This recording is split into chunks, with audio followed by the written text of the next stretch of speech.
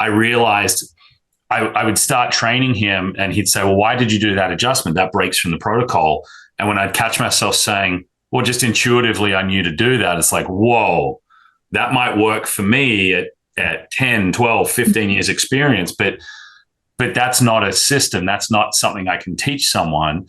And if you teach them with the right system, they'll develop their own intuition over time. And that's what really hammered home to me that, okay, everything I do either needs to be reproducible or it shouldn't be done anymore. And we just took off from there.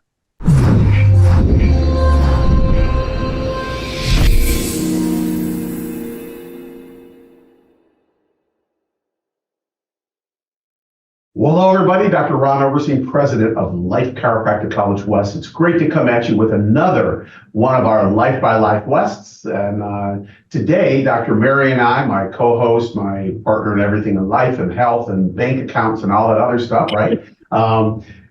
We both welcome. Good to see you, Dr. Mary.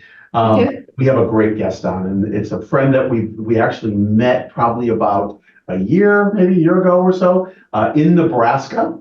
His name is Dr. Rodney White. Welcome to the show, Dr. Rodney. Thanks for having me, Dr. Ron. I've been excited about this one.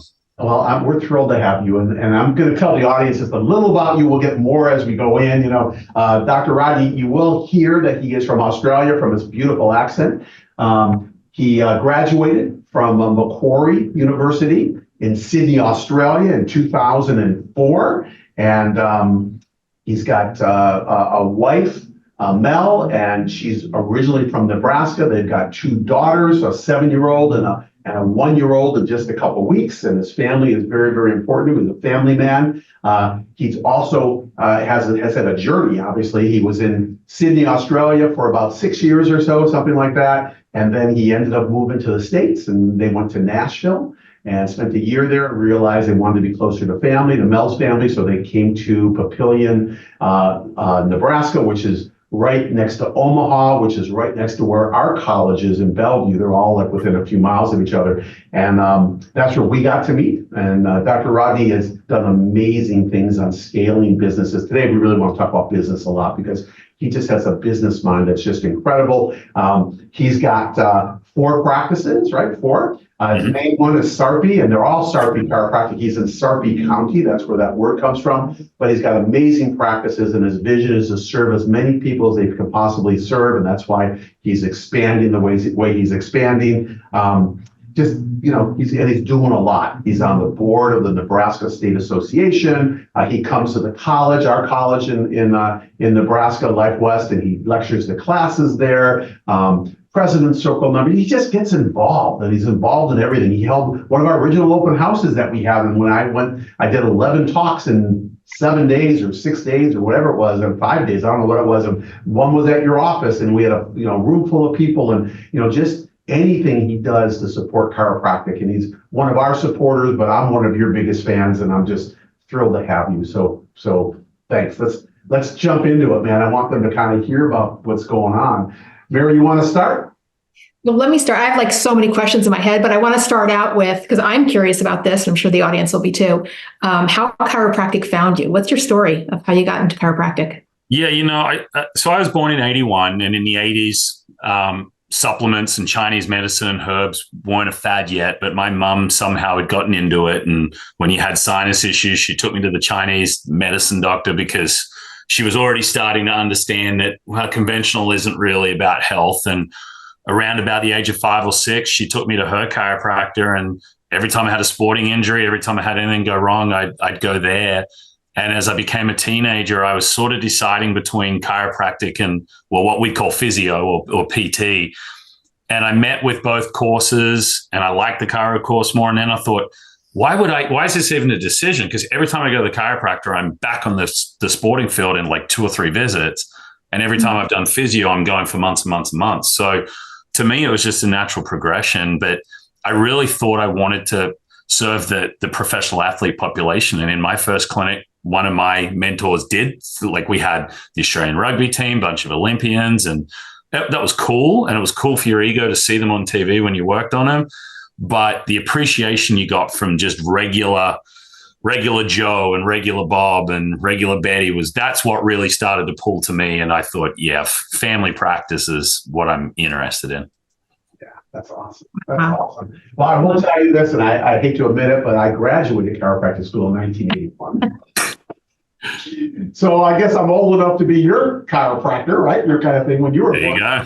Yeah. But I want to share something with you that's pretty cool. And I think the Australians in the crowd will understand this, probably even the Kiwis.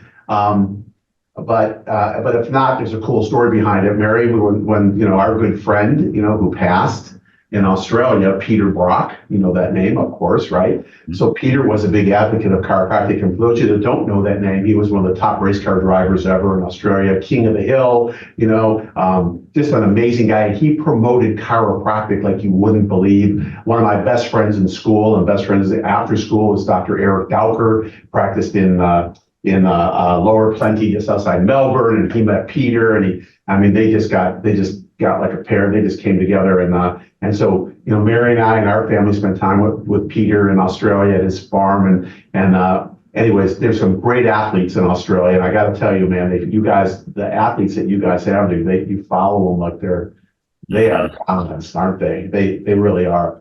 Well, you've just got such a smaller population. I mean, the country's the same size as America, but we've got 6 or 7 million. And so we really cling to like these celebrities or athletes or movie stars because we feel like they're ours. And Brocky was one of those because he was that quintessential Australian, just knockabout bloke. He wasn't big-headed. He wasn't arrogant. You felt like you could have a beer with him in the pub and everyone loved him. He was a phenomenal human. Yeah, and you could have a beer with him in the pub because he would have bought rounds. He's that kind of But let's get to the leadership because I just want to because I really want to move into this business side. I mean, you really, and I know this because I've been at your practice. You really have the business side down, and I know in order to move a business, there's got to be leadership, right? And so share some of the things that you do around leadership and what you're doing in the chiropractic space, which could go to any space actually, but what are some of the keys that people are just say, drop me some dimes on, some pearls and wisdom on leadership? Well, I guess my interest in that started when I knew my business wasn't systemized how it should be. And then I read the E-Myth book and this whole, even if you're not going to scale, you should grow it like you would grow a McDonald's. You need systems. That really spoke to me. And I thought, I wish there was a chiropractic one. And then sure enough, I find there was. And Dr. Savinsky, who's unfortunately passed away 10 years ago now, he wrote that. And I immediately called him and said, hey, I want to pay to be your friend. I want mentorship from you and your group because I knew I was missing it. You don't learn it in school. Our business class was terrible. And I just knew that as chiropractors, we tend to have this, like, it's a chiropractic office, but it's really a business. It's a customer experience business. And so I think what he helped me do is flip my mind to look at that and go, well, how are things being systemized? And at the time, I didn't know I wanted to scale, but he said, grow it like you do want to scale it, because eventually you might want to step out, or what if you get injured or sick? And that really hit home. I thought, okay, so every single thing that happened in the office, I decided it needed a standard operating procedure. And that was miserable. For 2 years, I probably built out my operations manual when I felt like I was done. Then all of a sudden, because stuff's changed, it's really only 80% done. And that's about as good as it ever gets. But we have a rule in our business now that if we've changed or we're doing something, it should have something written out. It should have a Loom video. Basically, if the person whose role that is got hit by a bus tomorrow, could we bring someone else in and train them within a couple of weeks to be able to do that? And that was the underpinning rule. And I think that passed on to a lot of the leaders as the company grew too, because they're the ones responsible for it. And so, hey, you need to automate and delegate. And if you're delegating, you better have it laid out in a way that's simple for someone to understand, because if you train someone once, you didn't train them. It's something we do. It's not something we did, is what we say about training. So, yeah, I think that E-Myth really got me started on it. And then I realized, why would I not get outside of the chiropractic profession and pick the brains of, I had access to, I just happened to, through circles, knew people who were worth $50 million or $100 million or $500 million. And I thought, they've obviously built a smoking business. Yeah. I want to learn. And some of the best stuff we've picked up has come from outside, like the culture stuff we do and measuring the NPS score and having the right vision, mission, values that we learned from Roy Williams and stuff like that. So, wow. Beautiful. What you're talking about, we actually do that at the college. We call it a legacy.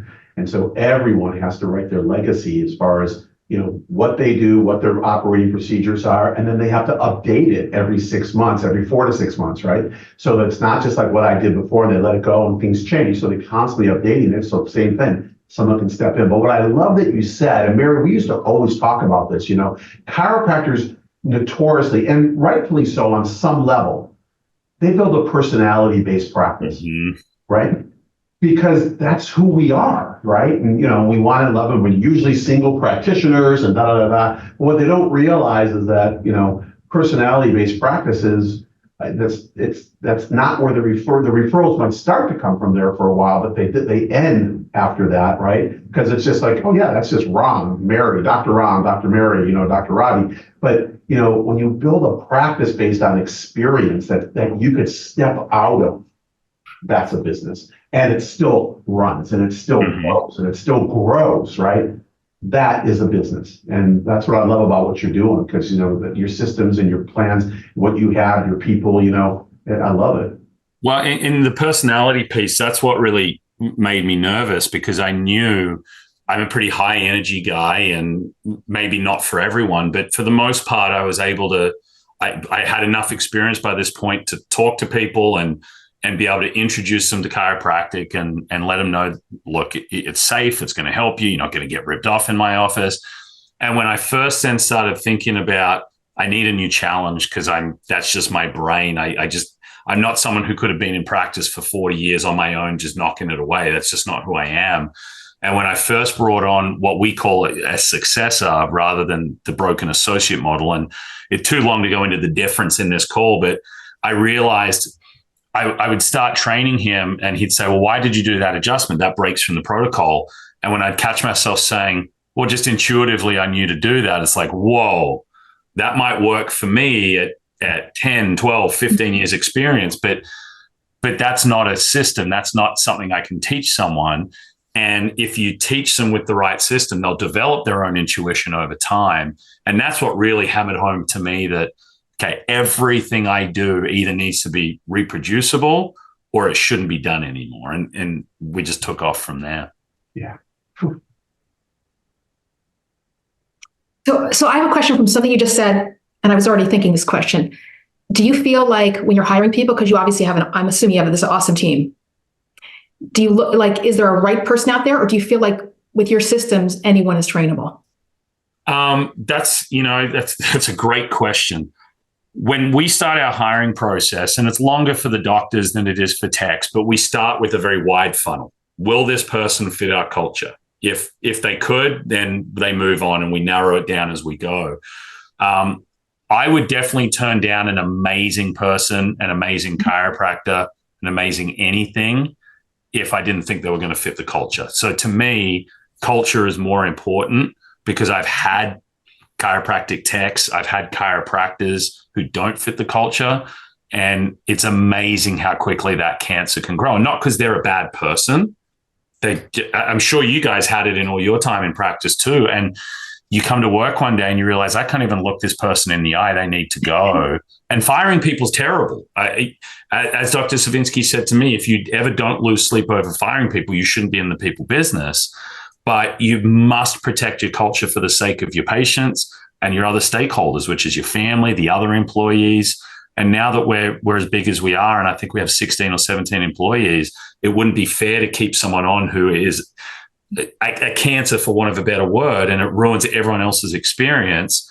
That would be me just being selfish because I'm too cowardly to go and address this issue. And it doesn't mean you have to be rude and when you fire someone, but sometimes you have to say, look, this just isn't the right place for you. Let's help you work out what is. Yeah, absolutely. Absolutely. Mary, what's that saying? Hire slow, fire fast. Always. Always. We learned that the hard way, because Ron and I would feel that somebody wasn't the right fit, and we would just keep on. Yeah, they'll turn the corner. We can rehabilitate them. Exactly. And it was always just gotta adjust them. The turning point was, the turning point was when I would walk in the office and I didn't want to be there because there was somebody there, like you just said, a cancer in the office, that's when I felt like this isn't fair to bring this energy into the office. So then Ron and I held each other accountable. So whenever we started complaining about an employee, it was either, first it was train or don't complain. And when we realized, okay, the training's not working, it was like rock, paper, scissors. Who's letting this person go today? That's great. Our standard line, Rodney, as far as our standard line was, we think it's time for you to express your potential someplace else. And that's what really, but the other piece was this, and Mary and I have always said this, is that culture will eat strategy for lunch. Every day. Yeah. The best strategy, the best, but if the culture isn't right, forget about it, So the question I have for you is, how would you define your culture of Sarpi Chiropractic? Well, our vision is to be the first choice. And that means a couple things. Number one, I want to be the first choice for patients, even for things that we can't help, but we'll triage them to the right place. But that way we know the person's going to have an amazing experience. And if the worst thing anyone ever says about our clinics is, yeah, I went to Sarpi Chiropractic, but that doctor couldn't help me, I can live with that. We can't fix everyone. But they should never say I was kept waiting, someone was rude, I had a bad experience. And that's what hurts the chiropractic industry. Unfortunately, whether we like it or not, we don't have many second chances at a first impression. And so unlike a dentist or an MD where people just say, well, they're all like this, or I'll just try another one. How many people have you met that tried chiropractic once and said, it doesn't work for me? And it's one of the three legs of the stool. Either they didn't get results, which we can live with, they didn't have clean and clear financial policies, so they got a surprise bill 6 months later, or they didn't have a good customer experience. One of those three legs is broken. And so I figure if we can be the first choice, we can guarantee two of those legs will be perfect and we'll get as close as we can to the results. But I also want to be the first choice where chiropractors are saying, that's where I want to work out of school, because I want to be able to serve people like that, where we don't just say it, we're actually focused on patients first and serving them, because that's what it's about. The business takes care of itself if you look after the people. Yeah, absolutely. So two things, or two or three, whatever you'd say, for your team on a customer experience level, or almost like a Four Seasons, Hyatt region, Hyatt. What would you say that your team does, or that you guys have trained around to make that experience be amazing? Well, it's funny you say Four Seasons. So I got the idea from them that we have a certain dollar amount where if a patient is unhappy about something, if that chiropractic tech can fix that immediately for under a certain dollar amount, they don't have to go to the chiropractor in that office. They just say, Ron, I'm so sorry that happened. Today's treatment is no charge, like whatever it is, right? Just deal with it, because eating a $50 or $100 thing to not have something big blow up is worth it every time. We also do a lot of what we call thank you economy that we got from Gary Vaynerchuk watching his stuff, where it's kind of like a game. So our team looks for things that like, let's say you were coming in as a patient and we know a lot about you guys, and you said, oh, it's our anniversary tonight. They're going to ask, what's your favorite restaurant? Where are you going? And we might call ahead and say, hey, you have an Oberstein party of 2 coming in at 7:00. Here's our credit card. We want to pay for it. Or a kid talks about some toy or show he loves and it costs us $5. And so the team has a budget for their thank you economy in each office that they're actually meant to spend every month. And the brownie points that earns us with those people, not that we want to screw up, but we'd have to screw up a lot for those people to say, well, I'm not coming back. Yeah. So rather than waste money on advertising on a billboard or in a tiny little thing in a magazine, I'd prefer spend money on intentional things, because that's what matters for people. So I'd say they're the two I'm probably most proud of. And like the Ritz-Carlton, every day every office discusses the same, either core value, vision, mission, or one of our we believe statements. And that just keeps them locked in on it. Wow. Music to my ears. I know.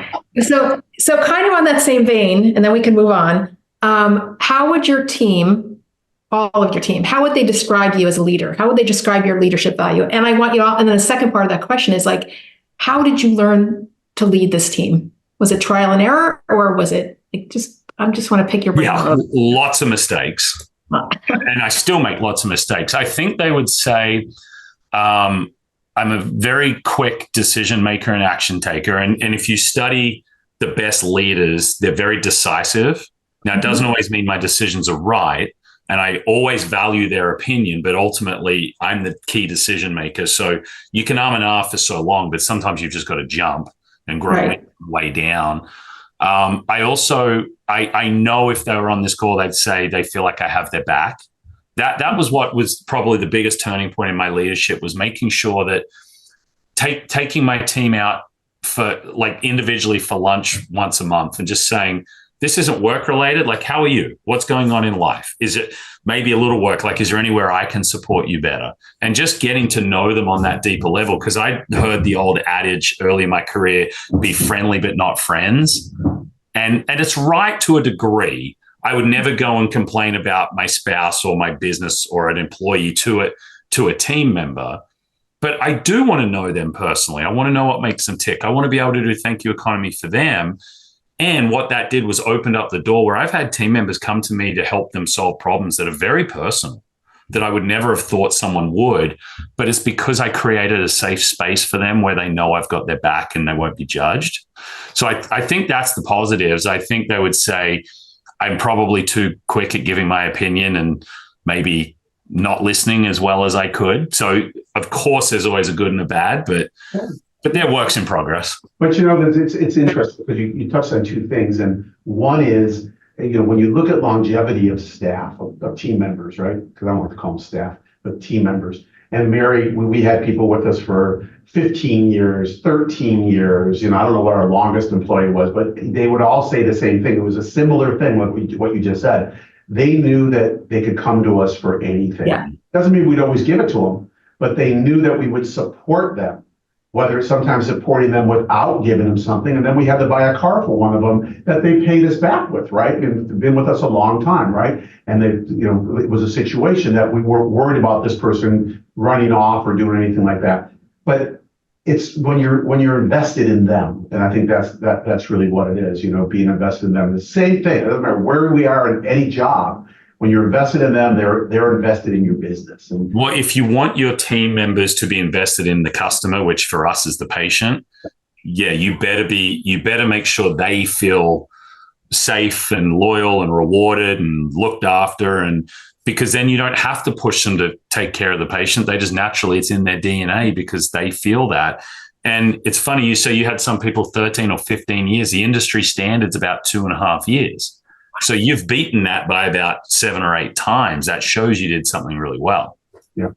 But they also hook onto the vision. The second thing I was going to say was they hook onto the vision. Mm-hmm. They hook onto the vision of what you have as a leader. And I have to tell you, what I've learned is that successful leaders, it's not about the right choices they make.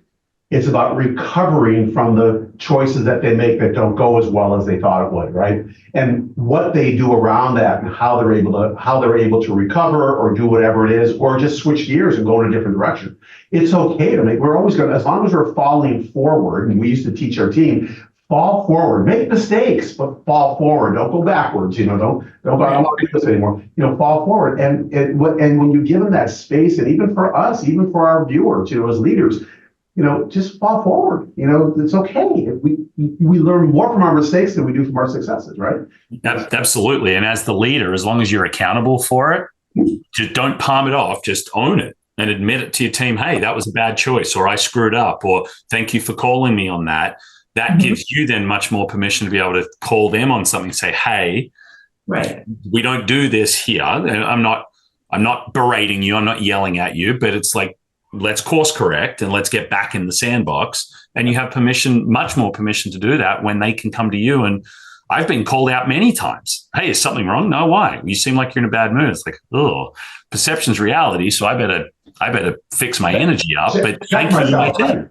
Yeah, thank you that you can come to me and do that. And they're not nervous to say, hey, do you need to start again? I'm like, I guess I do. I love it. Rodney, share with us this, because we're kind of coming down to our time frame, but share with us, what's your vision?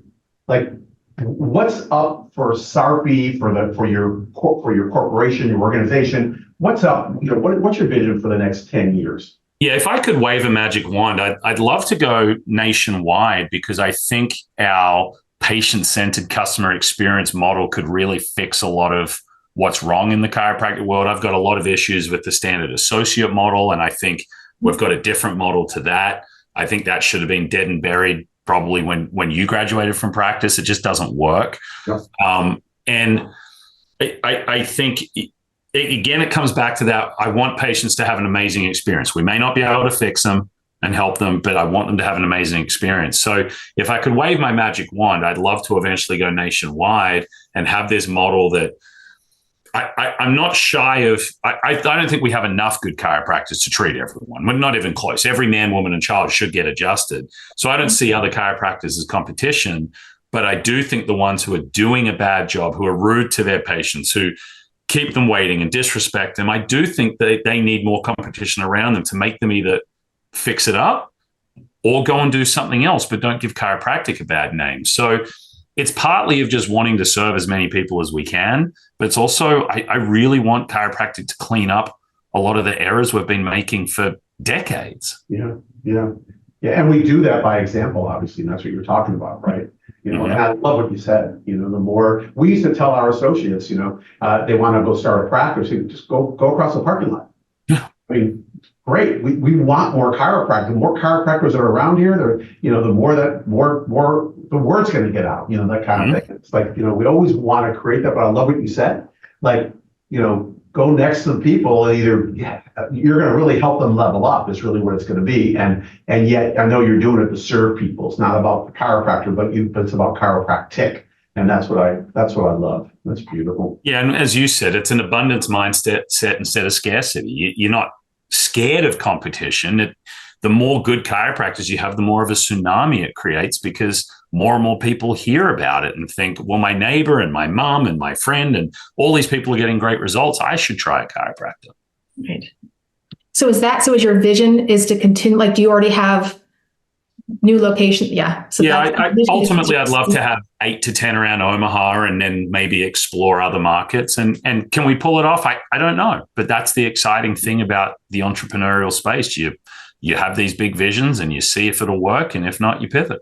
Yeah. So I'm guessing you just answered what I'm guessing would be the answer to my next question, which is, how do you keep that passion? How do you, like, is it because of that? Is it because of like the future and how you see just? Yeah. So I know some chiropractors who have been adjusting people for 40 years, and that's what they like. And I thought that was going to be me. When I graduated, I said, I'm never going to not be a chiropractor. But I think because of my behavioral style and personality type, I always need something new, something challenging, but I've also always had big visions. And so, if someone explained to me passion isn't being motivated, it's what are you willing to suffer for? Because there is no perfect job. We just talked about firing people. I hate doing that, but it has to be done. There's certain things I don't enjoy about even owning a business and having the freedom of my own schedule. But having big visions has always driven my passion and my want to keep going, probably too far. Sometimes I can't dial it back and chill, but that for sure is what drives it for me. Yeah.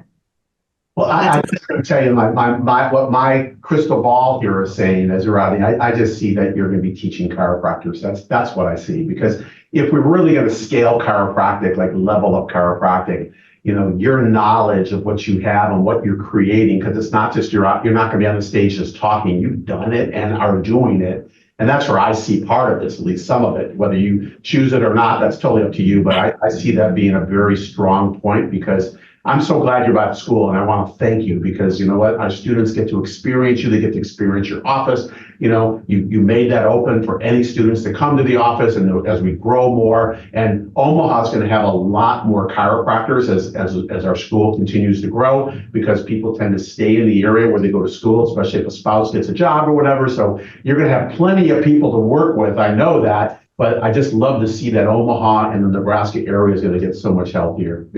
I love you, man. It's like, I love what you said. It was music to my ears. Just beautiful. I took so many notes here, but without looking at my pad, I don't know if I'll be able to read them later, so I might have to reach back out to you, but I was trying to write without looking at the pad. And you can listen to the tape, so you'll be able to hear it. Yeah, there you go. Right? I will. Listen, we always end these Life by Life West with 2 different questions, right? And And they're innate responses. It's not like anything you have to, they're 30-second responses kind of thing. And there's whatever innate is right for you. It can be different if I asked you in an hour. But I'm going to ask the first one today, Mary. And then I'll have you ask the second one. So the first question is this for you, Dr. Rodney White. If you could go back to 2004, not 2004, probably 2002 or 1999, whenever you started school, right? And talk to yourself, Rodney White, first day of school. What advice would you give that Rodney? I would say start consuming leadership and business books now instead of tripping over your own mistakes for years and years and learning the hard way. Because I think if I understood culture and leadership from day one, I'd be so much further ahead. Wow. Great answer. Because otherwise, everything else in school was great. I mean, I had a great chiropractic school experience. We got great philosophy, great technique. I wouldn't change how I handled that. I just hated coming out and knowing nothing about communication and business. Yeah, absolutely. Love it. Love it. Mary, your question. So same question, just different time frame. So now you're now a licensed chiropractor. You went through school. Now you're going to go back and talk to that Dr. Rodney. Now, what advice would you give him? Probably it depends. Have they taken the first advice? I'd say it's the same thing. They did. Yeah, they did. Okay, because we come out of school and we're already we know how to adjust people and we do that, but we don't know how to communicate because we think we have to be technical, all this lingo. And a patient doesn't care that their C5's gone to the right. Like, what are you going to help me, right? So communication's the big one, but I would probably say then if I did follow that advice, I would go back and say, just trust the process. You're going to make lots of mistakes still, but they're going to be your best teachers, and just see the positives of those instead of getting stuck for the periods of time that we do as we're growing, right? Like it's easy to look back and say, oh my gosh, that mistake was the best thing I ever did. But you don't think that in the moment. So that's probably what I tell myself. Trust the process. I love that. Trust the process. I love that. I love that. Man, Rodney, you're awesome. And it was so great. I mean, this half hour flew by. I mean, it literally flew by. I know that, Mary, you probably got about 50 other questions. I do. So we'll get you back on. We'll get you back on another time. But I just want to thank you. Thanks for all you're doing in chiropractic, what you're doing in your state, because you're part of the state board, state association board.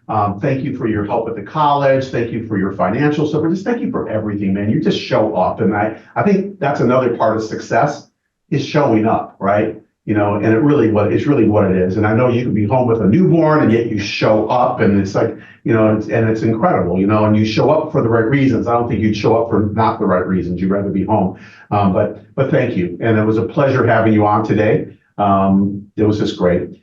And to our viewers, thank you. Thanks for coming at us, day in and week in and week out, for listening to these and sharing these. I mean, I know that Mary, you're going to be re-listening to this because you got a bunch of notes that you wrote down.